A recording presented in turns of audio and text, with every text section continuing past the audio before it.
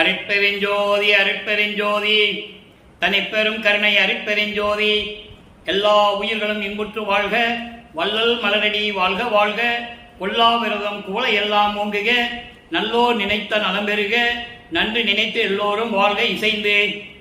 உலக மக்களே, அறிவார்ந்த அன்பர்களே, ஆண்மநேய ஒருமைப்பாடுடைய அன்பர்களே, அருட்பெருஞ்சோதி ஆண்டவருடைய திருவிளையாடலை பார்த்து கொண்டிருக்கிறோம்.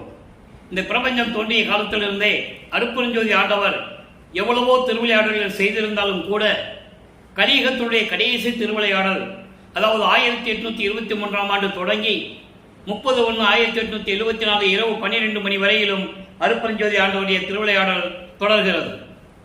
காரணம், இந்த பிரபஞ்சம் தோன்றிய காலத்திலிருந்து தோன்றிய 4 யுகங்களிலும், கிரேத யுகம், திரேத யுகம், துவார யுகம், கலியுகம், 4 யுகங்களிலும் சமயங்களும் மார்க்கங்களும் மதங்களும் உருவாகி அதை ஏற்படுத்திய தலைவர்கள் எல்லாம் அவர்கள் கருத்துக்கு ஏற்றபடி கர்த்தாக்களை உருவகப்படுத்தி ஆலயங்களை அமைத்து மக்களை வழிபட செய்து விட்டார்கள். இந்த நிலைகள் மாற வேண்டும். ஏனென்றால் எல்லாவற்றுக்குமே ஆயுள் காலம் உண்டு. அப்போ மக்களுக்கென்று ஒரு ஆன்மீக பாதை வேண்டும். அருட்பெருஞ்சோதி ஆண்டவர் சுத்த சன்மார்க்கத்தை நிறுவி அதை தன் மகன் கையில் ஒப்படைத்து உலக மக்களை எல்லாம் சுத்த சன்மார்க்கத்தில் சேர்த்து உலக மக்களெல்லாம் இன்புற்று வாழ வேண்டும் என்பதற்காகவே தனது செல்வ பிள்ளையை ஒரு தாயின் வழியாக இந்த பூலோகத்திற்கு வருவிக்க செய்தார் அருட்பெருஞ்சோதி ஆண்டவர். தன் மகனை வருவிக்க செய்துவிட்டு 1823ஆம் ஆண்டு தொடங்கிய திருவிளையாடல் 1874 வரையிலும் 51 ஆண்டுகள் நடந்து கொண்டிருக்கிறது. இந்த 51 ஆண்டுகளையும் 8 ஆண்டுகளாக பிரித்து தன் மகனுக்கு ஒவ்வொரு 8 ஆண்டுகளிலும் அருளை கொடுத்துக் கொண்டிருக்கிறார். அந்த திருவிளையாடல்களை தான் நாம் பார்த்து கொண்டிருக்கிறோம்.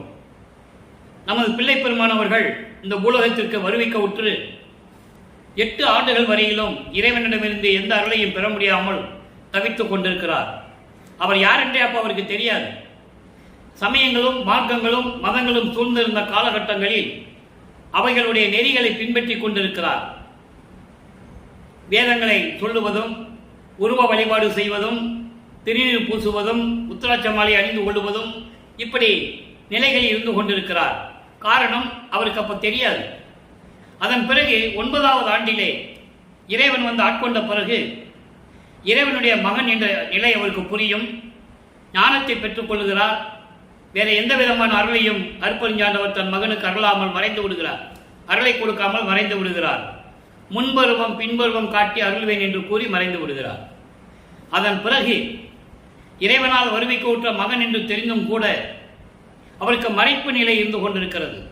மறைப்பு நிலை என்பது அவர் எப்படி பிரபஞ்சத்தில் இருந்தார், ஒவ்வொரு யுகத்திலையும் எப்படி இருந்தார், எதற்காக வருவிக்க உற்றோம் என்ற நிலை கூட அவருக்கு அப்போ தெரியாது.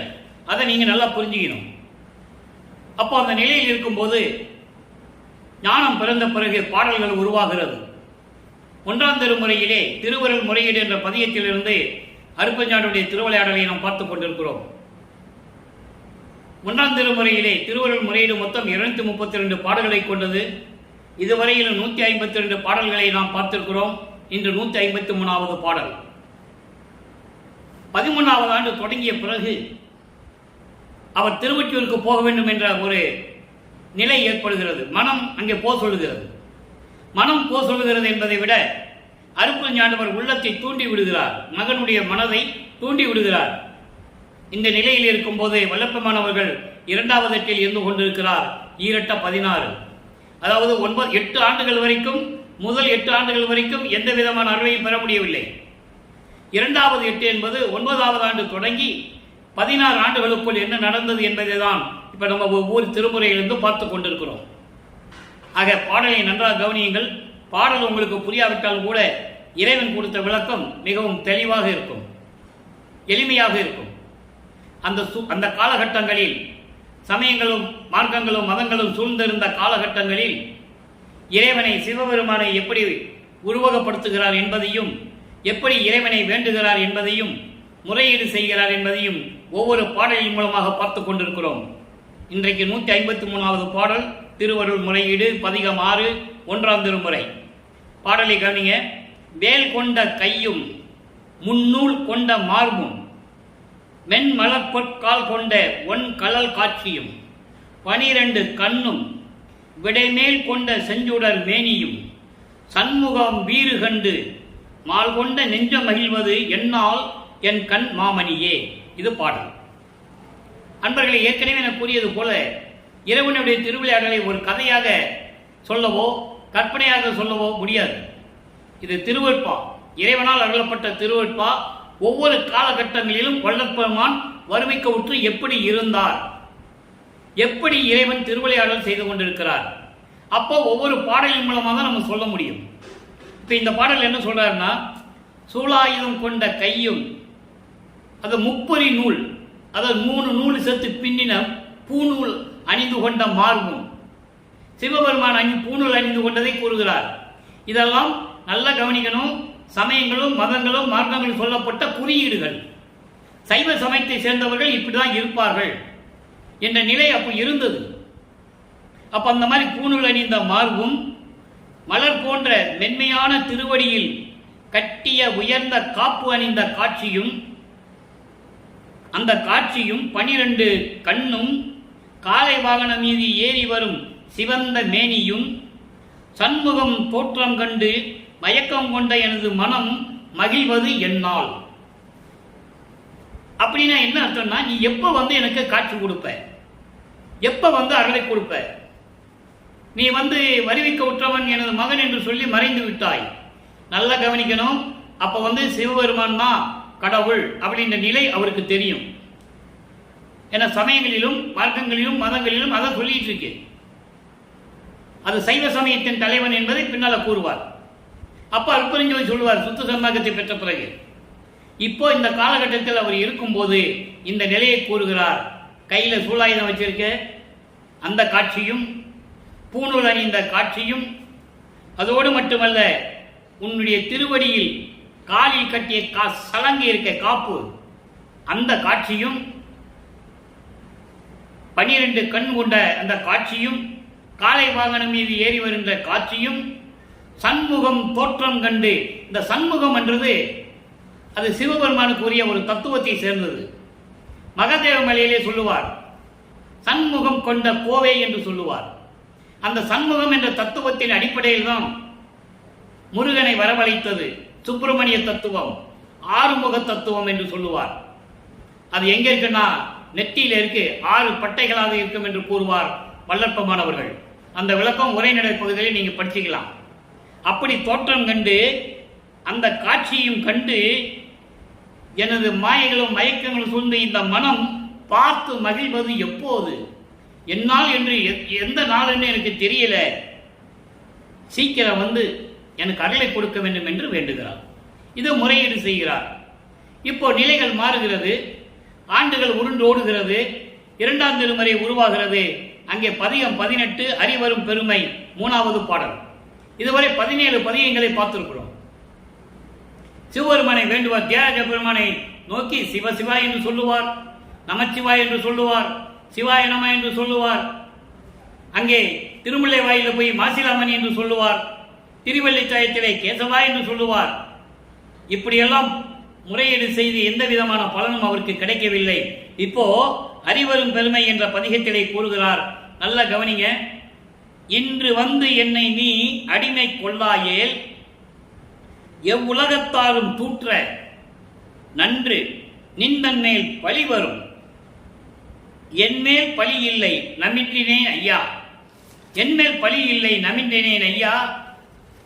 அன்று வந்து என்னை ஆட்கொண்டாய், அன்று வந்து ஒரு சேயை கருள் புரிந்து ஆண்ட அண்ணலே, ஒற்றியூர் அரசே, நின்று சதைக்குள் நடம் செய்யும் கருணா நிலையமே, நின்மல சுடரே. இது பாடல். எப்படி நிலைகள் ஆண்டுகள் உருண்டோடுகிறது, அந்த நிலையில ஒரு உறுதியான நோக்கத்தோடு இறைவனை வேண்டுகிறார். இன்று வந்து என்னை நீ ஆட்கொள்ளாவிட்டால் எல்லா உலகத்தாரும் உன்னை தூற்றுவார்கள். விண்ணுலகமும் சரி பூலோகமும் சரி எல்லாருமே உன்னை தூற்றுவார்கள். பெற்ற மகனை தெருவில் விட்டு விட்டான் என்று பழி பேசுவார்கள். அது என்மேல் பழி இல்லை, உன்மேல்தான் பழி வரும் ஐயா, என்மேல் பழி ஒன்றும் இல்லை, நான் இதை உன்னிடம் சொல்லிவிட்டேன். எனக்கு ஒண்ணுமே இல்லை. நீ வருவிக்க உற்று, ஒரு தாயின் வழியாக என்னை வருவிக்க உற்று தெருவிலே விட்டு விட்டால் நானும் வந்து புலம்பிக் கொண்டிருக்கிறேன், முறையீடுகள் செய்து கொண்டிருக்கிறேன், உன்னை கெஞ்சிக் கொண்டிருக்கிறேன். இன்று வந்து நீ என்னை ஆட்கொள்ளாவிட்டால் எல்லா உலகத்தாரும் உன்னை தூற்றுவார்கள். அந்த பழி சொல்லுக்கும் இழி சொல்லுக்கும் ஆளாகாதே. விரைவில் வந்து எனக்கு அருளை கொடுப்பாயாக. திருவொற்றியூர் அரசே, சிற்றவையில் இருந்து கொண்டு அருநடனம் புரியும் கருணையின் இருப்பிடமே, மலங்கள் நீக்கிய சுடர் விளக்கே, என்னையும் ஆட்கொண்டு அருள்வாயாக என்று இந்த பாடலிலே கூறியிருக்கிறார்கள். ஆக அன்பர்களே, வல்லப்பெருமான் அவர்கள் வருவிக்க உற்று 16 ஆண்டுகள் வரையிலும் இந்த நிலை தொடர்கிறது. அதன் பிறகு ஆண்டுகள் உருண்டோடுகிறது. 3வது எட்டில் அடியெடுத்து வைக்கிறார். 3வது எட்டு என்பது 24. 17வது ஆண்டிலிருந்து 24 ஆண்டுகளுக்குள், அந்த 8 ஆண்டுகளுக்குள் என்ன நடந்தது? 3ஆம் திருமுறை உருவாகிறது. இன்றைக்கு பதிகம் 13, ஆற்றா காதலின் இரங்கல் 11வது பாடல். மொத்தம் 11 பாடல்களை கொண்டது. இதுவரை 10 பாடல்களை பார்த்திருக்கிறோம். இன்னைக்கு கடைசி பாடல். ஆற்றா காதலின் இரங்கல் என்பது இறைவன் மீது கொண்டுள்ள காதல் நிறைவேறவில்லை. அதனுடைய நிலையை சகித்துக் கொள்ள முடியாமல் இறைவனை வேண்டுவது, தன்னை தலைவியாகவும் இறைவனை தலைவனாகவும் உள்ளத்தை தோழியாகவும் வர்ணனம் செய்து இந்த பாடலை நாம் கருளியிருக்கிறார்கள். நல்ல கவனிங்க. ஆயும் படிவத்து அந்தணனாய் ஆரூராந்தன் அணி முடிமேல் தோயும் கமல திருவடிகள் சூட்டும் அதிகை தொன்னகரார் ஏயும் பெருமை ஒற்றியுளார் இன்னும் அணையார். அதான் நமக்கு தேவை. அதாவது 24 ஆண்டுகள் வரையிலும் இறைவன் வந்து எந்த அருளையும் கொடுக்கவில்லை. 24 ஆண்டுகள் உருண்டு ஓடிவிட்டது, கடந்து விட்டது. இன்னும் வந்து எனக்கு எந்த விதமான அருளை கொடுக்கவில்லை. என்னை அளித்த தாயும் தமரும் நொடிக்கின்றார், சகியே இனி நான் சகியேனே. இது பாடல். இந்த பாடலுடைய விளக்கம் பாருங்க. அதாவது போற்றும்படியான அருள் வடிவமுடைய அந்த தேகத்தை கொண்ட அருள் வல்லமம் கொண்ட இறைவனே, சுந்தரனின் தலை மீது தனது செந்தாமரை திருவடிகளை பதிய வைத்து அருளிய இறைவன்.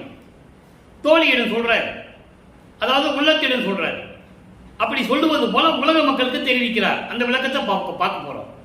இப்போ என்ன சொல்றாருன்னா, இப்படிப்பட்ட இறைவன், அருள் வல்லமை கொண்ட இறைவன் சுந்தரனின் தலை மீது தன்னுடைய திருவடிகளை வைத்து ஆசீர்வாதம் செய்தான். இதை ஏன் சொல்றாருன்னு நீங்க புரிஞ்சுக்கணும். இப்போ புரிஞ்சுக்குவீங்க, விளக்கம் கொடுக்கும்போது உங்களுக்கு தெரியும். அப்போ திருவதிகை என்னும் ஊரிலே இருந்து கொண்டிருந்தவர் பழமை வாய்ந்த இறைவன். திருவதிகையிலே ஒரு திருவிளையாடல் நடந்திருக்கு, அதை இங்கு குறிப்பிடுகிறார். அப்படிப்பட்ட இறைவன், பெருமை உடைய இறைவன், திருவொற்றியூரிலே இருக்கின்ற இறைவன் இன்னும் என்னை தேடி வந்து அருளை கொடுக்கவில்லை. நானும் ஏங்கிக் கொண்டிருக்கிறேன் என் தோழியே. இதை பார்த்து என்னை வளர்த்தவர்களும் சுற்றத்தாரும் உறவினர்களும், இங்கே உறவினர்கள் சுற்றத்தார்கள் என்பது நமது பிள்ளை பெருமானவர்கள் வருவிக்க உற்றாதனால் ஏற்பட்ட உறவுகள், வருவிக்க உற்றாதனால் ஏற்பட்ட சொந்தங்கள். இப்படியெல்லாம் என்னை ஏளனமாக பேசுகிறார்கள், தூற்றுகிறார்கள். நான் என்ன செய்வேன் தோழியே? இனிமேல் என்னால் பொறுத்துக் கொள்ள முடியாது என்ற நிலைக்கு வருகிறார். ஆக இதன் மூலமாக உலக மக்களுக்கு வளர்ப்பமானவர்கள் இந்த பாடலின் மூலமாக தெரிவித்துக் கொண்டிருக்கிறார். எப்படின்னா, உலக மக்களே, நான் இறைவனால் வருவிக்க உற்று 24 ஆண்டுகள் வரையிலும் இறைவனிடமிருந்து எந்த அருளையும் பெற முடியவில்லை. நானும் திருமுல்லைவாயில், திருவல்லித்தாயம், திருவொற்றியூர் இப்படி இடங்களுக்கெல்லாம் சென்று நான் இறைவனை வேண்டியும் எந்த விதமான பலனும் இல்லை. என்னை வந்து இன்னும் ஆட்கொள்ளவில்லை. இதை பார்த்து என்னை வளர்த்தவர்களும் சுற்றத்தாரும் உறவினரும் எல்லாரும் என்னை ஏளனமாக பேசுகிறார்கள். நான் இந்த நிலையில் இருந்து கொண்டிருக்கிறேன் உலக மக்களே என்று உலக மக்களுக்கு தெரிவிக்கிறார். இப்போ 4வது 3 எட்டுகள் 24 ஆண்டுகள் வரைக்கும் நமது பிள்ளை பெருமான் அவர்கள் இந்த நிலையில் இருந்து கொண்டிருக்கிறார். இப்போ 4வது எட்டில் அடியெடுத்து வைக்கிறார். 4 8 32. 25வது ஆண்டிலிருந்து 32 ஆண்டுகளுக்குள் என்ன நடந்தது, அந்த 8 வருஷத்துல என்ன நடந்தது என்பதுதான் நாம் இப்ப திருவிளையாடலை பார்க்க போகிறோம். அருட்பிரகாச மலையிலே இன்றைக்கு 78வது பாடலை நாம் பார்க்க போகிறோம். ஒவ்வொரு பாடலிலும் தன் மகனை எப்படியெல்லாம் தேடி வருகிறார், விண்ணுலகத்திலிருந்து தெருவிலே கால்வழிக்க நடந்து வந்து இவர் பூட்டிய கதவை திறக்க அவரே திறந்து எப்படி அருளை கொடுக்கிறார் என்பதை பார்க்க போகிறோம். அதற்கு முன்னால் ஒரு சிறிய விளக்கம். வருவிக்கவுற்று 27வது ஆண்டில், அதாவது கிட்டத்தட்ட 1850வது ஆண்டு, தனக்கொடை அம்மையாருக்கு திருமாங்கல்யம் பூட்டி அந்த அம்மையாருக்கு விமோசனத்தை கொடுக்கிறார். அந்த திருமணத்தின் போது பிரம்மன், திருமால், ருத்திரன் போன்ற பதத்தலைவர்களும் தேவர்களும் எல்லாருமே அவங்க இவரை வணங்க, இவரை வாழ்த்த காத்து கொண்டிருக்கிறார்கள். அந்த நிலையிலே தன்னுடைய தந்தையும் தாயும் வரவில்லை என்று மனம் எவ்வளவு துன்பப்பட்டது என்பதை பாடல்களிலே கூறியிருக்கிறார்கள். அதன் பாடலெல்லாம் நம்ம பின்னால் பார்க்க போறோம். இந்த 27வது ஆண்டு நடந்த திருவிளையாடலை முதல்ல சொல்லிடுறேன். அதுக்கப்புறம் தான் இருந்த வீட்டிலேயே இனிமே எங்கேயும் போகக்கூடாது, இவனை தேடி போய் போய் எந்த விதமான பிரயோஜனம் இல்லை, வீட்டை பூட்டிக்கிட்டு தாழ்பா போட்டுறார். அப்போ இறைவனுக்கு தெரிஞ்சிச்சு மகனை சமாதானப்படுத்த வேண்டும். மட்டுமல்ல, ஆண்டுகள் நெருங்கி கொண்டிருக்கிறது. இப்போ வல்லப்பமானவர்கள் வரிக்கை விட்டு 32 ஆண்டுகள் ஆகிறது. வல்லப்பமானுக்கு வயது இல்லை, நான் ஒவ்வொரு பதியத்திலும் கூறிக்கொண்டிருக்கிறேன். அவர் ஒவ்வொரு யுகத்திலேயும் இருந்தவர். ஊழிதோறும் ஊழி உழப்பராது ஓழ்கி வாலி என்று எனக்கு வாய்த்த நன்னிதியே என்று கூறுவார். 7 உலக அவத்தை விட்டு ஏறினேன் மேல்நிலை, ஊழிதோறும் ஊழி உயிர்தலைத்து ஓங்கினேன். அழகா சொல்லுவார். ஊழிதோறு ஊழி உளவினும் அழியா உடம்பை அளித்தனன். அப்படின்னா என்ன அர்த்தம்? ஒவ்வொரு யுகத்திலேயும் அவர் இருந்தவர். மக்கள்கிட்ட யார் சொல்லல, எத்தனையோ யூடியூப்ல பேசினாங்க, மேடையில பேசினாங்க. எல்லாருமே என்ன சொன்னாங்க? வள்ளலார் ஒரு ஞானி, தமிழ் துறவி, சீர்திருத்தவாதி, பகுத்தறிவாளர், பாடலாசிரியர், வசனகர்த்தா, இப்படிதான் சொன்னாங்க. உங்களுக்கு எல்லாருக்குமே தெரியும் மன ஆதங்கம் எனக்கு இந்த வள்ளலார் ஊழியனுக்கு. எப்படிப்பட்ட இறைவனை, யுகங்கள் யுகங்களாக இருந்து இறைவனுடைய பிள்ளையாக இருந்த வள்ளல் பெருமானை ஒரு சாதாரண மனிதனாகவே சித்தரித்து கடைசியில சித்தியடைந்தார் என்ற ஒரு நிலையை மட்டும் கொண்டு வந்தார்களே தவிர அவருடைய கடவுள் நிலையை, இறை நிலையை சொல்லவே இல்லை. இன்னைக்கு நம்ம முக்கியமான பாடலாம் பார்க்க போறோம். அதுக்காக தான் இந்த விளக்கங்கள்லாம் உங்களுக்கு நான் கூறிக்கொண்டிருக்கிறேன். ஏனாதான் எனினும் யான் அம்மையின் நின் அடியேன் என அறிந்தேன், இதயம் மலர்ந்தேனே என்று சொல்லுவார். புதிய நல்லன் என்னை போக்குதரோ நீர், பூர்வித்தினும் உனது திருவடிகளுக்கு அன்பு பூண்டவன். பூர்வித்தினும் என்ன? பிரபஞ்சத்தில் தோன்றிய காலத்திலிருந்தே நான் உன் திருவடிகளுக்கு அன்பு பூண்டவன் என்று சொல்லுவார். புதியன் என்ற என்னை போக்குதரோ நீர் தெளிவா சொல்லுவார். ஆக அப்படிப்பட்ட நிலையில் இருந்து கொண்டிருக்கிறவர் வல்லப்பமானவர்கள். இன்னைக்கு பிரபஞ்சத்தை இயக்கிறது யாரு? இன்னைக்கு பிரபஞ்சத்தை இயக்கிறது யாரு?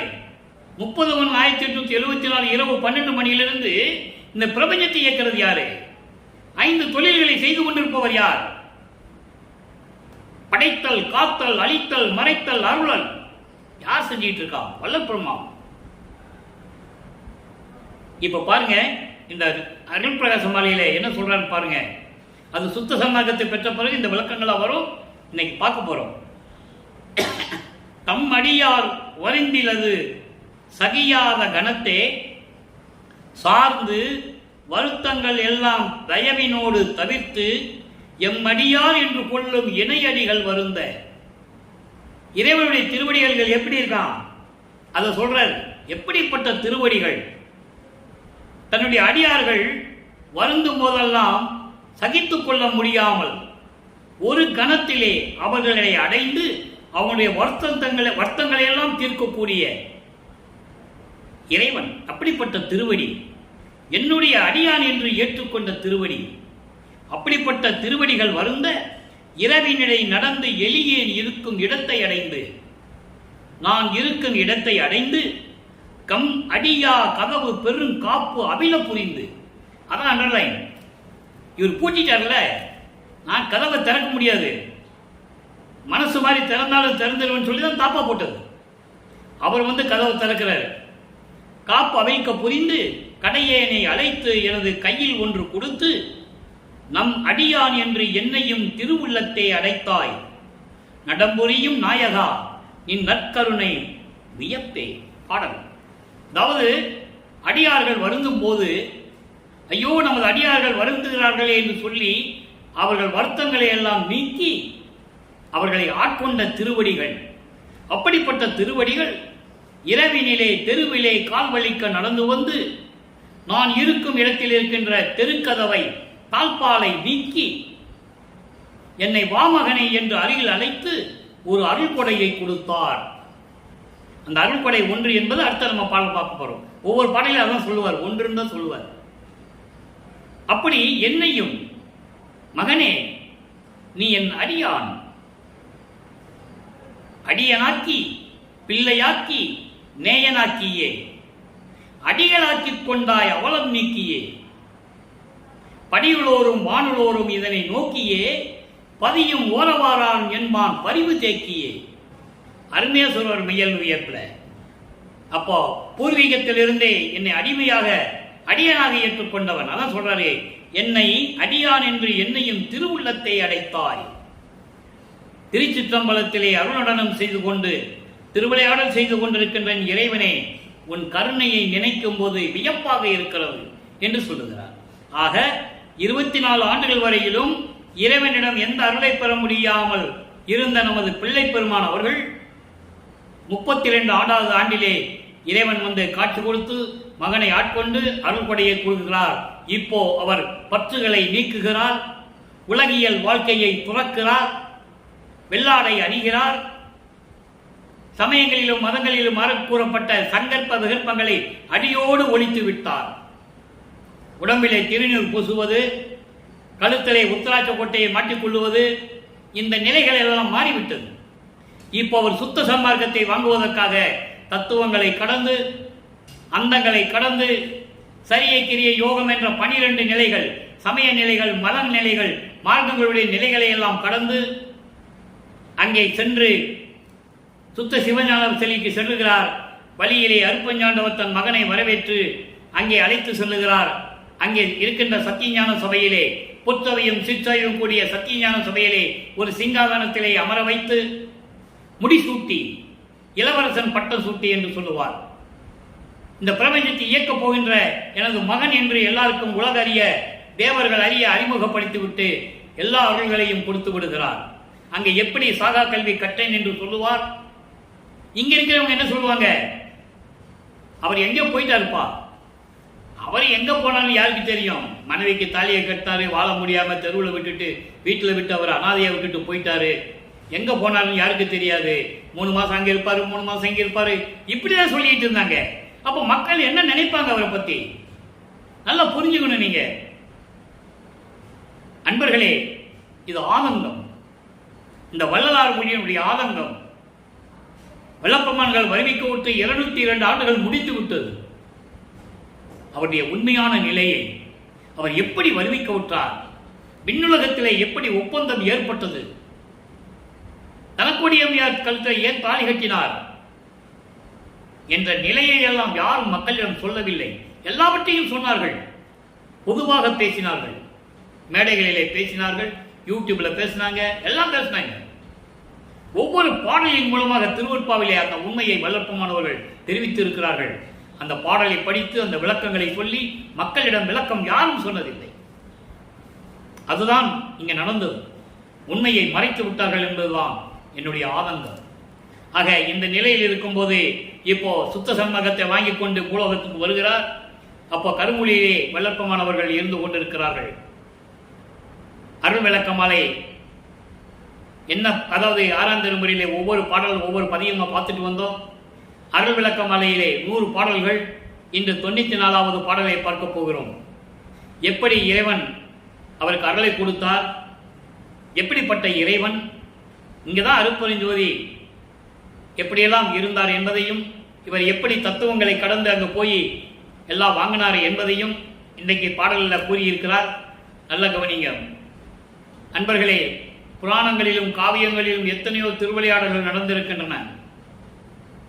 நல்லா புரிஞ்சுக்கணும். நீங்க அருப்பெருஞ்சோதி ஆண்டவருடைய திருவிளையாடலை யார் சொன்னது? திருவற்பாவை பற்றி யார் பேசியது? முதல்ல 5 திருமுறை வரைக்கும் படிக்க வேண்டாம்னு சொல்லிட்டாங்க. மக்கள் என்ன சொல்லிட்டாங்க? படித்தவங்க பொய் சொல்ல மாட்டாங்கன்னு சொல்லி அதையும் விட்டுட்டாங்க. அங்கதான் நடக்குது எல்லாமே. 6ஆம் திருமுறையிலே இப்ப நாம் என்ன சொல்லுகிறார் என்பதை பார்க்க போகிறோம். நல்லா கவனிங்க. அருள் விளக்க மாலை 94வது பாடல். ஆதியிலே என்னை ஆண்டு என் அறிவகத்தை அமர்ந்த அப்பா, என் அன்பே, என் ஆருயிரே, அமுதே. ஆதியிலே என்பது 2 முறையாக வல்லப்பமானவர்கள் விளக்கம் கொடுத்திருக்கிறார்கள். நூல் விளக்கம் வேறு, பாடல் வரியை விளக்கம் சொல்றது வேறு. இறைவன் இந்த வள்ளலார் ஊழியனுக்கு கொடுத்த விளக்கம் வேறு. நான் தமிழ் இலக்கணம் இலக்கியம் படித்தவன் அல்ல. நான் படித்ததெல்லாம் வேற. பிஎஸ்சி மேத்தமெட்டிக்ஸ், காமர்ஸ், இப்ப இந்த மாதிரி படித்தவன். எனக்கு அறிவை கொடுத்து நம்பினேன் வளர்ப்பமானே நம்பினேன், எல்லாம் செஞ்சார். அந்த விளக்கம் தான் உங்ககிட்ட பேசிட்டு இருக்கேன். வெறும் பாடல் மட்டும் தான் எழுதியிருப்பேன். விளக்கம் அவர் சொல்ல நான் சொல்லுவேன். ஏற்கனவே 6 திருமுறைக்கு நம்ம விளக்கம் எழுதியிருக்கேன். புக்கு போடல, வசதி இல்லை, போட முடியல. என்றால் ஒரு நாள் இறைவனுடைய தயவு கிடைக்கும் என்று ஏங்கிக் கொண்டிருக்கிறேன். ஆதியிலே என்னை ஆண்டு என் அறிவகத்தை அமர்ந்த அப்பா. ஆதியிலே என்பது 2 விதமாக கூறுகிறார். ஒரு தாயின் கருவறையிலே, அதாவது உபசாரத்தால் பெற்ற தாய் என்பால் ஒருத்தியின் கருவறையிலே நான் இருக்கும் போது, இந்த கருவறை இருட்டாக இருக்கின்ற சொல்லும் போது எனது தந்தை ஒளிகாட்டினார். ஐயோ பசிக்கிறதை என்று நான் பிண்ட வடிவத்திலே இருந்து அங்கு கூறிய போது என் தந்தை அருளாமதம் ஊட்டினார். கொடுத்துட்டு போகல, ஊட்டினார். உடம்பு புழுக்கமாக இருக்கிறதே, காற்று இல்லையே, மூச்சு விட முடியலையே, திணறாக இருக்கிறதே, மூச்சு திணறல் ஏற்படுகிறது என்று சொல்லும் போது அமுத காற்று வீசினார். அங்கே கண்டு கொண்டதையும் கூறுகிறார். அதன் பிறகு தில்லையிலே, சிறு பருவத்திலே தில்லை தலத்திலேயே திரைநோக்க தரிசித்த போது வேய்வகை மேல் காட்டாதே எந்தனக்கே மெய்வுறவாம், வெளியாய் காட்டிய மெய்வுறவாம் மெய்ப்பொருளே. அங்கதான் சிதம்பர ரகசியத்தை காட்டுறாருங்க. அந்த நிலைகளெல்லாம் மாறிய பிறகுதான் இவருக்கு மறைப்பு நிலை ஏற்படுகிறது. 9 ஆண்டுகள் வரையிலும் வருவிக்க விட்டு 9 ஆண்டுகள் வரையும் மறைப்பு நிலை. அதன் பிறகு 9வது ஆண்டிலே ஆட்கொள்ளுகிறார். மறுபடியும் மறைப்பு நிலை. அதான் சொல்றாரு, ஆதியிலே என்னை ஆண்டு என் அறிவகத்தே அமர்ந்த என் அப்பா, என் அன்பே, என் ஆருயிரே, அமுதே. அடுத்து சொல்ற பாருங்க, வீதியிலே விளையாடி திரிந்த பிள்ளை பருவம். அதான் 9வது ஆண்டு. நல்லா புரிஞ்சுக்கணும் நீங்க. வீதியிலே விளையாடி திரிந்த பிள்ளை பருவம் 8 ஆண்டுகள் வரைக்கும் அவருக்கு தெரியாது. 9வது ஆண்டிலே மிகப்பெரிய பருவம் என வியந்த அருளி. இது போதும், இதே பெரிய பருவம், இதே பெரிய வயசு. 9 வயது ஒரு வயதா? இது போதும் என்று வியந்து அருளி அருளாம் சோதியிலே விளைவுற செய்து இனிய முனிமாலை கொடுத்திட செய்து அணிந்து கொண்ட துறையே. அந்த வீதியிலே நான் விளையாடி சென்று கொண்டிருக்கும் போது வயதை கூட பொருட்படுத்தாமல் இது போதும் என்று சொல்லி எனக்கு அருள் ஒளியால் உன்னை பாட வைத்தாயே, அதான் தொடித்திட செய்து சொல்லுகிறார். பாட வைத்து அதை ஏற்றுக்கொண்ட எனது துறையே.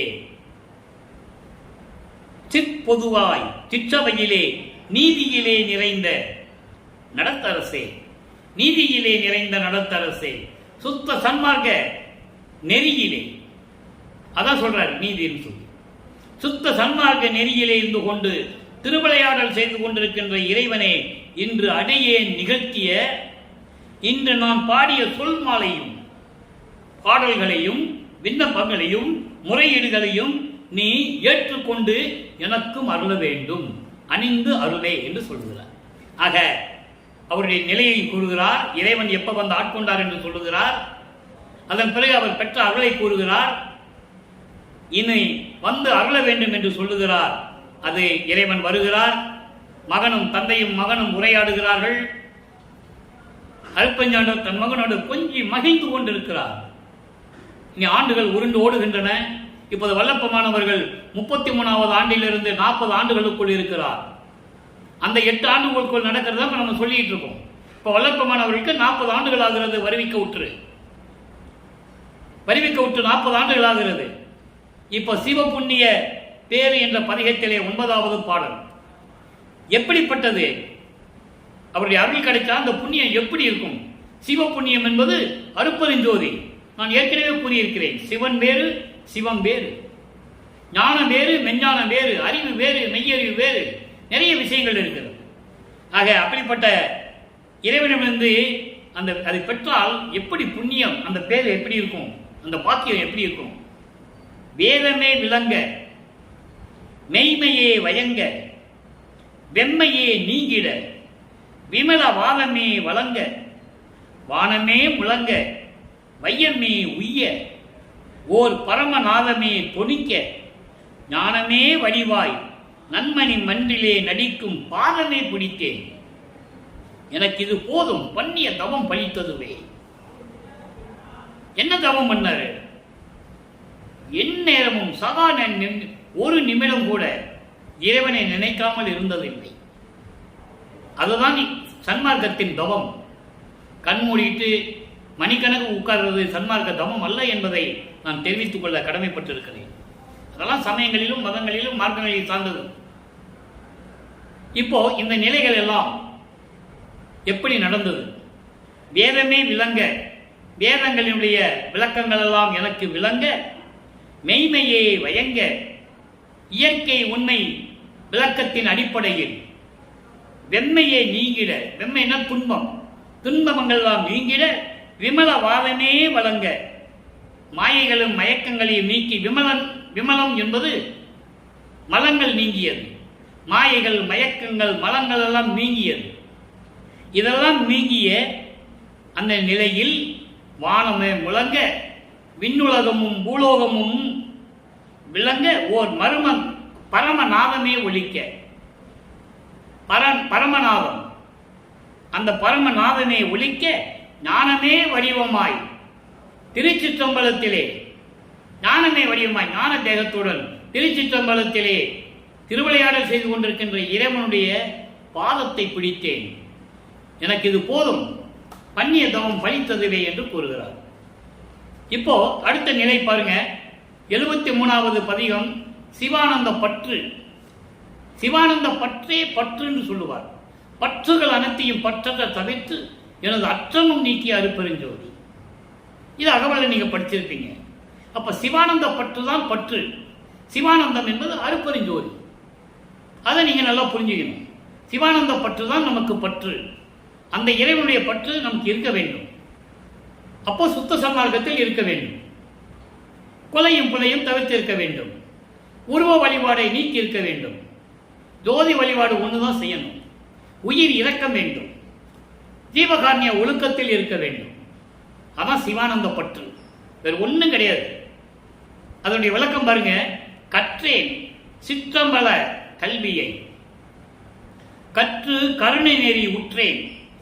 நல்லா கவனிக்கணும். அற்புதமான வரி அது. எப்படி கருணை வரும்? சுத்த சன்மார்க்கத்தில் இருந்தால்தான் வரும். எப்படி உயிர் இறக்கம் வரும்? சுத்த சன்மார்க்கத்தில் இருந்தால்தான் உயிர் இறக்கம் வரும். அதை தெளிவாக சொல்லுகிறார். கருணை நெறி உற்றேன், எக்காலமும் சாகாமல் ஓங்கும் ஒளி வடிவம் பெற்றேன். யாருங்க சொன்னது? இந்த பிரபஞ்சத்தில் பிரபஞ்சம் தோன்றி எத்தனையோ முனிவர்கள், ரிஷிகள், மகான்கள் எவ்வளவோ தோன்றினார்கள். இல்லை என்று சொல்ல முடியாது. கோடிக்கணக்கில் தோன்றினார்கள். யாரும் சொன்னதில்லை.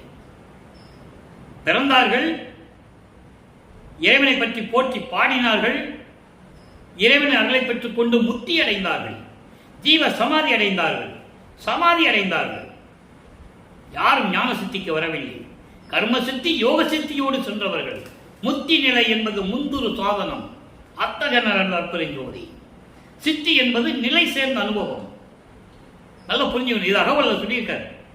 ஆக சாதா வரம் ஓங்கு ஒளி வடிவம் பெற்றேன், ஒளி வடிவம் பெற்றேன், உயர்நிலை பெற்றேன்.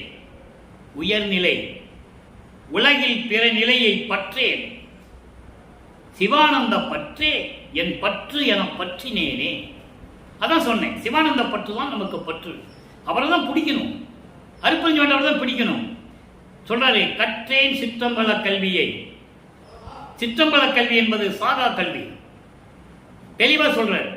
எப்படி சொல்லுவாரு? எல்லா பாடலையும் சொல்லுவார். நாகாதீவனும் நான்முகத்தோனும் திரு நெடுமாலும் நறுமுறுமெனவே ஞான அமுதம் அடித்து நானும் உண்டு துண்ணவே சாகாக்கலையை பயிற்று தந்த தயவையை சாற்றலுக்கரிது. எல்லாம் கோபமா இருக்கிறாங்க, பல்ல கடிச்சுக்கிட்டு நறுமுறு நறுமுறுன்னு பல்ல கடிச்சிட்டு கோபமா இருக்கிறாங்க. நமக்கு கிடைக்காதது இந்த பையனுக்கு கிடைச்சிருச்சே. தெளிவா அதனால சொல்லுவாரு, பிரம்மனும் திருமாலும் ருத்திரனும் யாராக இருந்தாலும் சரி, ஒரு அவதாரம் எடுக்கும்போது பிறக்க வேண்டும். அந்த அந்த காலகட்டம் முடிந்தவுடனே அவன் இறக்க வேண்டும், பிறகு பிறக்க வேண்டும். அதனால் செத்து செத்து பிறக்கும் இந்த தேவர்கள் என் முன் வழியிலர் என்று சொல்லுவார். மறந்தும் என்ற நாவால் உரைக்க மாட்டேன் சிறு தெய்வ நாமங்களை. அருப்பஞ்சோதி ஆண்டவரை தவிர எல்லாமே சிறு தெய்வங்கள். ஆனா அதன் போக்கை மாற்றிவிட்டார்கள். பலியிடுற தெய்வம் மட்டும் சிறு தெய்வங்கள்னு சொல்லிட்டாங்க. நல்லா புரிஞ்சுக்கணும் நீங்க. ஏனால் அவங்களால் மதங்களையும் மார்க்கங்களையும் சமயங்களையும் விட முடியாதவர்கள். ஏன் வல்லப்பமன் கூட இருந்தவர்கள் கூட, மாணாக்கர்களும் சரி சீடர்களும் சரி, எல்லாமே ஜாதி பெயரை பின்னால் போட்டுக் கொண்டிருந்தவர்கள். எல்லா சமயங்களுடைய சங்கற்ப விருப்பங்களையும் மேற்கொண்டிருந்தவர்கள். நான் சொல்ல வேண்டிய தேவையில்லை, உங்களுக்கு எல்லாமே தெரியும். அந்த நிலையில் இருக்கும்போதுதான் இப்படி சொல்றாரு, நான் சுத்த சன்மார்க்கத்தில் இருந்ததனால் கற்றேன் சாகா கல்வியை. அதை கற்று கருண நெறி உற்றேன். சாகா கல்வியை கற்றதனால் எனக்கு சுத்த சன்மார்க்கம் கிடைத்தது. ஏம சித்தி, சாகா கல்வி, தத்துவங்களை நிகரம் செய்தல், அதன் பிறகு கடவுள் நிலை அறிந்து அம்மையமாகும். எவ்வளவு அற்புதமான நிலைகள் உருவாச்சு தெரியுமா? அப்படிப்பட்ட நிலைகள் இருக்கும்போது நான் சுத்த சன்மார்க்க நெறியை பெற்றேன். எக்காலமும் சாகாமல் ஓங்கும் ஒளி வடிவம் பெற்றேன். ஞான தேகம், சுத்த தேகம், பிரமண தேகம், ஞான தேகம் பெற்றேன். உயர்நிலை பெற்றேன், கடவுள் நிலை அடைந்தேன். அதான் சொல்லுவாரு திருவுந்தியார் பதியத்தில் 64வது பதியத்தில் 10வது பாடல்ல சொல்லுவார், முத்தியை பெற்றேன். முத்தியினால் ஞான சித்தியை உற்றேன். முத்திக்கு அப்புறம் ஞான சித்தி இருக்கு எனக்கு தெரியும். எல்லாருமே ஏமாந்து போனவர்கள், சமயங்களிலும் மதங்களிலும் மார்க்கங்களில் இருந்து கொண்டு சுத்த சன்மார்க்கம் தெரியாமல் முத்தியோடு சென்றவர்கள். எல்லாம் சன்மார்க்கத்திலே போனவர், அதாவது சமய மார்க்கத்திலே போனவர்கள். நல்லா தெளிவா சொல்லுவார், நான் ஞான சித்தியை பெற்றேன், சித்தன் ஆனேன் என்று முந்திப்பார். சித்தன்னா கடவுள், நான் கடவுள் ஆயிட்டேன்னு சொல்றாரு. அதான் இங்க சொல்றாரு, உயர்நிலை பெற்றேன். அதுக்கு மேல நிலை கிடையாது. உயர்நிலை பெற்றேன், உலகில் பிற நிலையை பற்றேன். வேற எந்த நிலையும் எனக்கு தேவையில்லை. சமயங்கள், மதங்கள், மார்க்கங்கள் சொல்லப்பட்ட நிலைகள் எல்லாம் எனக்கு தேவையில்லை. சிவானந்த பற்றே என் பற்று என பற்றினேனே. அதான் சொல்லுவாரு, சன்மார்க்க கொடி கட்டி மேட்டுக்குப்பத்திலே சித்தி வளாகத்திலே கொடியேற்றி சுத்த சன்மார்க்க கொடியை ஏற்றி பேருபதேசம் செய்யும்போது கூறுவார்கள், நான் சமயங்களிலும் மதங்களிலும் மார்க்கங்களிலும் எவ்வளவு பற்று கொண்டிருந்தேன் என்று இந்த உலகத்திற்கே தெரியும். அதனால் எனக்கு எந்த பலனும் இல்லை. அதன் பிறகு அருப்பஞ்சோதி ஆண்டவர் சுத்த சன்மார்க்கத்தை கொடுத்த பிறகுதான், அதையெல்லாம் விட்ட பிறகுதான் இந்த நிலை எனக்கு கிடைத்தது என்று கூறுவார். நீங்க பேருபதேசம் படிச்சீங்கன்னா தெரியும். நான் சுருக்கமா சொல்றேன். ஆக எல்லா பற்றை விட சிவானந்த பற்றுதான் நமது பற்று என்று நீங்கள் எடுத்துக்கொள்ள வேண்டும். அடுத்து பதிகம் 75 நற்றாய் கூறல். நல்லா பாருங்க, இறைவனுடைய திருவிளையாடலை எப்படியெல்லாம் சொல்லியிருக்காருன்னு நீங்க புரிஞ்சுக்கணும். மக்களிடம் யார் சொல்லல, அதெல்லாம் மக்களுக்கு தெரியல. ஒரு தாய் மகளை பற்றி கூறுவது போல. அப்போ அந்த பாடல்ல இறைவனுடைய திருவிளையாடல் அங்க நடந்திருக்கும். அந்த திருவிளையாடலை சொல்லுகிறார், இறைவன் என்னை அழைத்துக் கொண்டார், இறைவன் என் கை பிடிக்கிறார், அப்படிலாம் சொல்லுவார். அதான் ஒரு தாய் தன் மகளை பற்றி கூறுவது போல வல்லப்பமானவர்களுடைய நிலையையும் எப்படியெல்லாம் இறைவன் வந்து திருவிளையாடல் செய்தார் என்பதையும் ஒவ்வொரு பாடலிலும் ஒரு பொருள்பட கூறியிருக்கிறார்கள். அதை நாம் பார்த்துக் கொண்டிருக்கிறோம். இன்று 9வது பாடல் நற்றாய் கூறல் 75வது பதிகம் 6ஆம் திருமுறை. முதல்ல பாடலை படிச்சிருந்தேன், அதுக்கப்புறம் விளக்கம் சொல்றேன். ஒன்றிலேன் பிரிது ஒன்று, உன் அருள் ஜோதி ஒன்று உற ஒற்றினேன் என்றால். யாரு? தாய் மகளை சொல்றாரு. தாய் மகள்கிட்ட என்ன சொல்லும் அதை சொல்லிக்கிட்டு இறைவனுடைய திருவிழாக்கள் எப்படி நடந்ததுன்னு சொல்றார். நல்லா புரிஞ்சுக்கணும். நன்றிலேன் எனினும் நின் திருவடியை நம்பினேன் நயந்து அருள் என்றால். குன்றிலே இருந்ததற்கு உரிய நான் துயர குழியிலே இருந்திடேன் என்றால். மன்றிலே நடம் செய்யும் வல்லலே என்றால். வரத்தினால் நான் பெற்ற மகனே. இது பாடல். இந்த பாடலிய விளக்கம் பாருங்க. அதாவது வேறு எந்த ஒரு இடத்திலும் நான் சேரவில்லை. சமயங்களிலும் மதங்களிலும் மார்க்கங்களில் கூறப்பட்ட நெறிகளை எல்லாம் விட்டுவிட்டு உன்னையே நம்பினேனே தவிர வேற யாரையும் என் மனதில் அளவு கூட நான் நினைத்ததில்லை. அதோடு மட்டுமல்ல, எனக்கு நன்றி இல்லை என்றாலும் பரவாயில்லை, உன்னை திருவடியை நம்பினேன். உன் மீது எனக்கு உனக்கு நன்றி செலுத்தவில்லை என்றாலும் கூட உனது திருவடியை நம்பினேன். எனக்கு விரும்பி நயந்து என்னை ஏற்றுக்கொண்டு அருள வேண்டும். குன்றிலே இருந்ததற்குரிய நான், மலை உச்சியிலே இருக்க வேண்டிய நான் கீழே குழியிலே நான் இருக்க விரும்பவில்லை. துயர குழியிலே சமயங்களிலும் மதங்களிலும் மார்க்கங்களில் இருந்து கொண்டு நான் பட்ட துன்பங்கள் போதாதா? நான் உயர்ந்த நிலையில் இருக்க வேண்டிய நான், சுத்த சன்மார்க்கத்தை பெற்றுக்கொண்டு உயர்ந்த நிலையில் இருக்க வேண்டிய நான் இனிமேல் அந்த நிலைக்கு நான் போக மாட்டேன். எவ்வளவு அற்புதமா சொல்றார் பாருங்க. அவருடைய நிலையை, இறைவனுடைய திருவிளையாடலை அங்கு தெளிவாக குறிப்பிடுகிறார். நான் இனிமேல் போக மாட்டேன். திருச்சிற்றம்பலத்திலே திருவிளையாடல் செய்து கொண்டிருக்கின்ற இறைவனே, என் வல்லலே, எனக்கு அருள்வாயாக என்று சொல்லி இந்த பாடலியம் கருளி இருக்கிறார்கள். அதை ஒரு தாய் மகளை பற்றி சொல்லுவது போல இப்ப உங்களுக்கு புரிஞ்சிருக்கும்னு நான் நினைக்கிறேன். தன்னுடைய நிலையை சொல்லுவது பாடலில் நயமாக சொல்ல வேண்டும் என்பதற்காக ஒரு தாய் மகளை பற்றி எப்படி சொல்லுவாளோ அது போல அவருடைய நிலையை இந்த பாடலிலே நமக்கு விளக்கி இருக்கிறார்கள். அதை விட அடுத்த பதிகம் 76 அற்புதமான பதிகம். இந்த பதிகங்கள்லாம், இந்த விளக்கங்கள் எல்லாம் மக்களுக்கு சொல்லணும். சொல்லாதனால ஒண்ணுமே தெரியல மக்களுக்கு. பொதுப்படையா என்ன சொல்றாங்கன்னா, வள்ளலார் யாரு அப்படின்னு கேட்டா, முக்காடு போட்ட சாமியாரு சோறு போட சொன்னாரு, அவர் தானே, அதோட முடிஞ்சு போச்சு, அவ்வளவுதான். ஏன்னா இது மட்டும்தான் அவங்க மனசுல பதிய வச்சிருக்காங்க. மற்ற எதையுமே மக்கள்கிட்ட யாரும் சொல்லல. இதை நான் எங்க வேணாலும் பேசி இருக்கிறேன். வெளிநாட்டில் மலேசியாலையும் பேசியிருக்கிறேன், கர்நாடகா, ஆந்திரா போன்ற மாநிலங்களிலும் தமிழ்நாட்டிலையும் எல்லா இடத்துலையும் பேசியிருக்கிறேன். என்னுடைய கருத்தை பதிவு செய்திருக்கிறேன். இதில் பாருங்க, பாங்கி தலைவி பெற்றி, பற்றி இல்ல பெற்றி, பெற்றி என்பது தன்மை, பாங்கு, இயல்பு. ஒரு தோழி தலைவியுடைய தன்மையை பற்றி தலைவனிடம் சொல்லுவது. பாங்கி தலைவி பெற்றி தலைவனிடம் உரைத்தல். ஒரு தோழி தன்னுடைய தலைவியை பற்றி தலைவனிடம் கூறுவது போல இந்த பாடல். இதில் இறைவனுடைய திருவிளையாடல் இருக்கும், வல்லப்பெருமானுடைய நிலையை இங்கு கூறியிருப்பார். அற்புதமா இருக்கும், அற்புதமான பதிகம். நல்லா பாருங்க.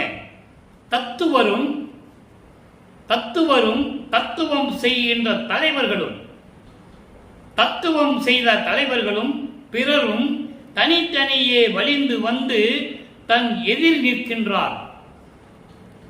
தோழி சொல்றார், என் தலைவிக்கு முன்னால இந்த தத்துவங்களை செய்து கொண்டிருக்கின்ற தலைவர்களும் தனித்தனியாக வந்து என் தலைவி முன்னால் நிற்கிறார்கள்.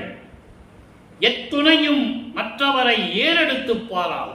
அதை நான் சொன்னேன், என்றே மெய் கண்ட நான் மற்ற தெய்வங்களை நான் மேவுவேனோ அப்படின்னு சொல்லுவார். அதான் இங்க சொல்ற.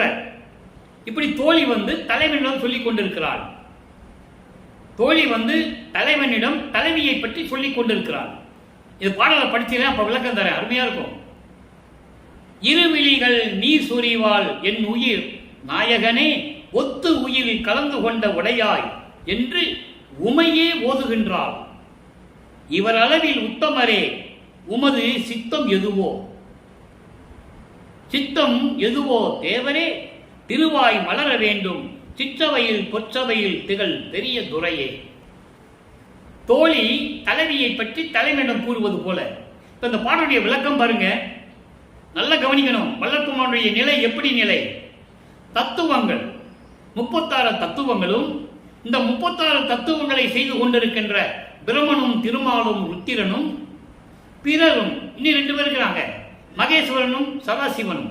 அவங்க தத்துவிகளுடைய தலைவர்கள். தத்துவிகள் 60, தத்துவங்கள் 36, தத்துவிகள் 60. அவங்க 2 பேருக்கு அது. இப்படி செய்கின்ற தலைவர்களும் வானவர்களும் தேவர்கள் எல்லாம் என் முன் வந்து நிற்கின்றார்கள். நான் அவர்களை ஏறெடுத்தும் பார்க்க மாட்டேன். சொல்றாரு இங்கே தோழி தலைமையை பற்றி தலைமையிடம் சொல்லுவது போல பாடல். உண்மையான மைய கருத்து என்ன? தத்துவங்கள் 36, ஆன்ம தத்துவம் 24, அதான் பிரம்ம தத்துவம். வித்யா தத்துவம் 7, விஷ்ணு தத்துவம். சிவ தத்துவம் அதான் ஈஸ்வர தத்துவம் 5. ஆன்ம தத்துவம் 24 என்னென்றால் பூதங்கள் 5, நிலம் நீர் நெருப்பு காற்று ஆகாயம். ஐம்பொறிகள் 5, கண் காது மூக்கு வாய்மை. ஐம்புலன்கள் ஒளி ஒளி சுவை நாற்றம் உணர்வு. அடுத்து கண்மேந்திரியங்கள் வாக்கு கை கால் அபானம் குறி 4 5 20. 4 அந்த கரணங்கள் மனம் சித்தம் புத்தி அகங்காரம். இந்த 24 ஆன்ம தத்துவமும் 7 வித்யா தத்துவங்கள் காலம் நியதி கலை வித்தை அராகம் பூடன் மாயை. அடுத்து 5 சிவ ஈஸ்வர தத்துவம் விந்து நாதம் சுத்த வித்தை ஈஸ்வரம் சதாக்கியம். இந்த 36 தத்துவங்களை கொண்ட தலைவர்களும் தத்துவிகளை கொண்ட அந்த 2 தலைவர்களும் எல்லாருமே தனித்தனியாக வலிந்து வந்து என் எதிரே நிற்கிறார்கள். எத்துணையும் மற்றவரை நான் ஏறெடுத்து பார்க்கவில்லை. வல்லபெருமான் சொல்றார், அவர்களை நான் மற்ற ஏறெடுத்து பார்க்கவில்லை. என் 2 விழிகளிலும் நீர் கொண்டு உள்ளம் நெகிழ்ந்து உன்னை மட்டும்தானே நினைத்துக் கொண்டிருக்கிறேன். அதான் தெளிவா சொல்றாரு, 2 விழிகள் நீர் சொரிவாள் என் உயிர் நாயகனே, ஒத்து உயிரில் கலந்து கொண்ட உடையா என்று உமையே ஓதுகின்றாள். என்னுடன் 2 கலந்து கொண்ட துரையே, என் 2 கண்களிலும் ஆனந்த கண்ணீர் வழிய உன்னைதானே நினைத்துக் கொண்டிருக்கிறேன். உன் உள்ளம் எப்படிப்பட்ட உள்ளம்? என்னை ஏற்றுக்கொள்ளுமா? பொற்றவையில் சிற்றவையில் இருந்து கொண்டு திருவிளையாடல் செய்து கொண்டிருக்கின்ற இறைவனே என்று வல்லபெருமான் கூறுகிறார். ஆக இதிலிருந்து என்ன தெரியுது? எல்லாரும் இவருக்கு அடக்கமானவர்கள். பிரம்மனும் திருமாலும் ருத்திரனும் போன்ற பதத்தலைவர்களும் வானவர்களும் இவரை வணங்குகிறார்கள். பாடல சொல்றாரு, வாலி என்று என்னை மாலையனையோர் வாழ்ந்து அருட்பேர் ஆடி என துதித்து ஏத்த புரிந்தார். அற்புதம், நீடூழி அன்றே என்றும் சாதா வரமும் உபந்தளித்தாய். வாலி மன்றோங்க மறுபெருஞ்சோதினின் மன்னருளே. தெளிவா சொல்றேன், எல்லாம் இவரை வணங்கிதான் போகணும். யானை புடையின் மேல வெந்தாமரை கொடை வீசி அதை அசைய தினமும் இவரை வணங்க வேண்டும். பாடல் இருக்கு, நம்ம அந்த விளக்கெல்லாம் பார்த்துட்டோம். பிச்சன் கவரி நிலக்கிய சைத்திட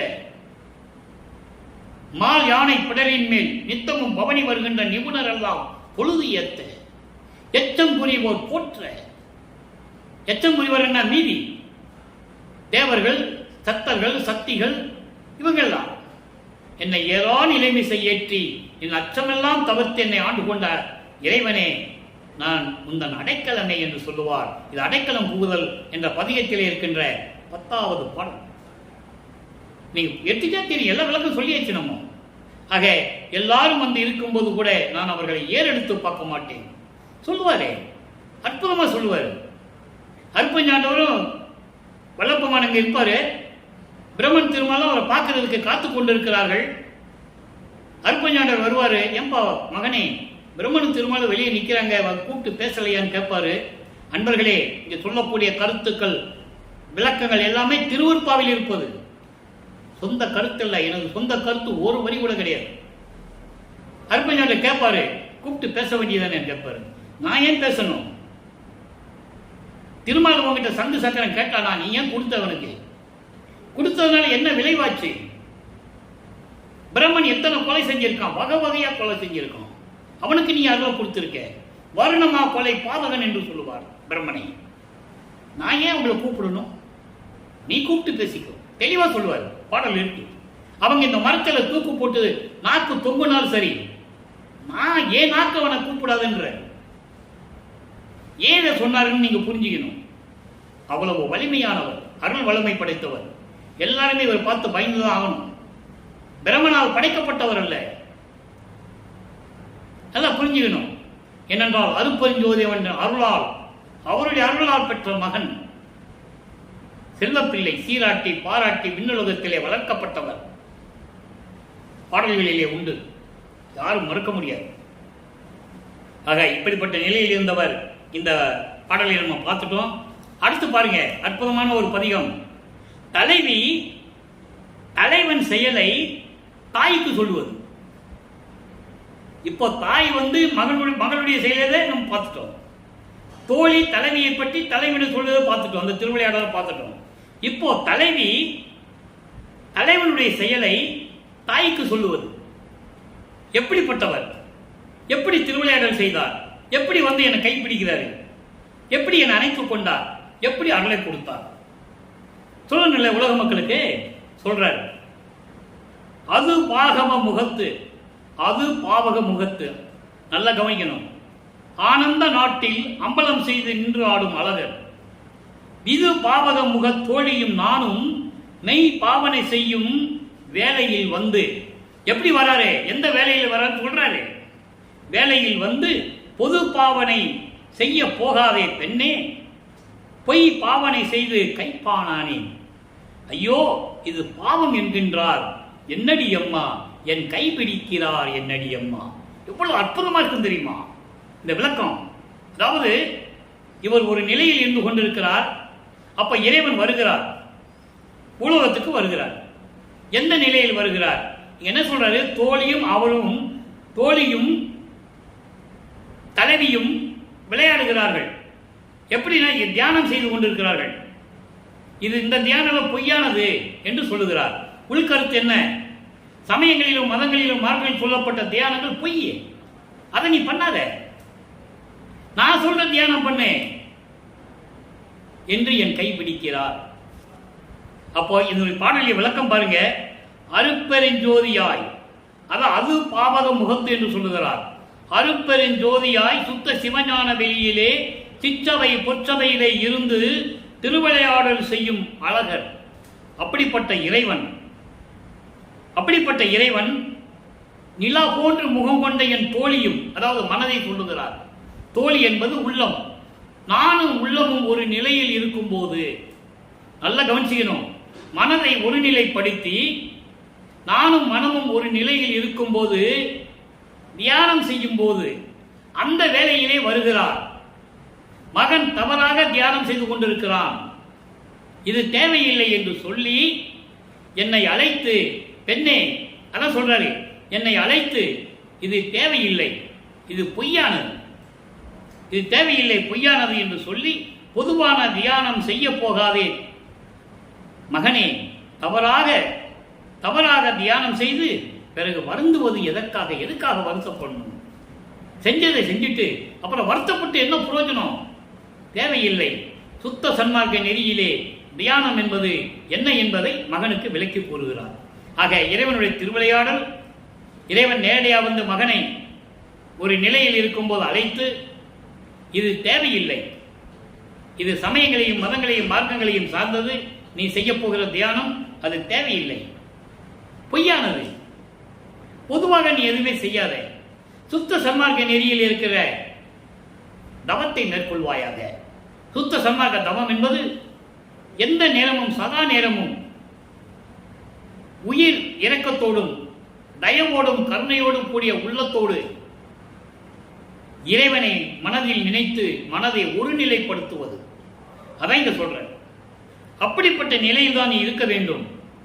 பொய்யாக தவம் செய்து அப்புறம் வருத்தப்படுவதில் என்ன பிரயோஜனம், எந்த பலனும் இல்லையே என்று சொல்லி என் கைப்பிடிக்கிறார், என்னை அணைத்துக் கொண்டார். ஆக இறைவனுடைய திருவிளையாடலையும் சொல்லுகிறார், இவருடைய நிலையையும் சொல்லுகிறார். அப்படியெல்லாம் இருக்காது என்று மகனுக்கு அறிவுறுத்துவதையும் இந்த பாடலிலே கூறியிருக்கிறார். அதை நீங்க புரிஞ்சுக்கணும். அடுத்து பாருங்க, கடைசியாக ஒரே விளக்கம். தனித்திரு அலங்கள் 110வது பதிகம், அதில் 27வது பாடல். பாடலை நல்லா கவனிங்க. இப்போ என்ன சொல்றாரு?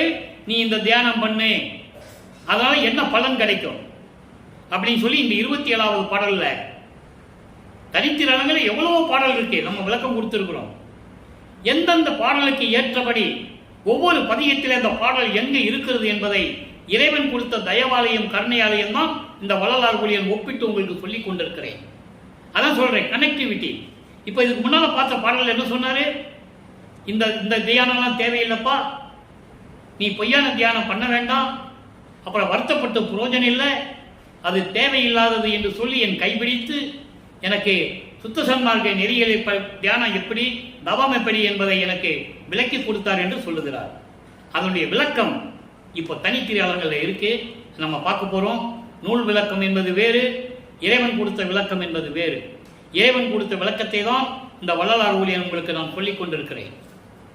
நல்ல கவனிங்க. தென்பால் முகம் கொண்ட தேவே, தென்பால் முகம் கொண்ட தேவே, செந்தேனில் சிறந்த பசுவின் பால் கலந்து அழி முக்கணி சாரும். அழி முக்கணி சாரும் என்பது நன்றாக கனிந்த